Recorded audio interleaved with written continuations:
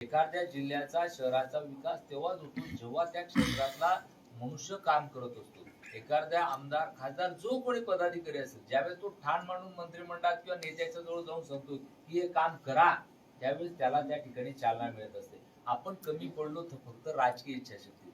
मराठवाडा भागाच्या बाबतीत इथले नेतृत्वाच्या बाबतीमध्ये ते अतिशय अग्रेसिव्ह भूमिका घेत असतात आणि पटकन कुठेतरी डिसिजन घेण्यात पुढे असतात.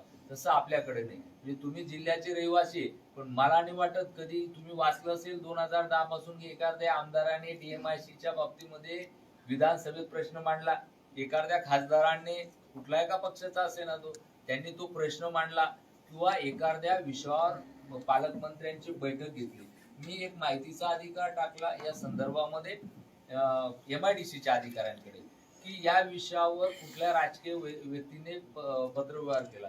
तो शोकांतिक आपल्याला सांगावं लागतं की 2010 ते 2019 पर्यंत एकाही राजकीय पदाधिकाऱ्याने प्रतिनिधीने त्या ठिकाणी कुठल्याही प्रकारचा पत्रव्यवहार एमआयडीसी कडे केला.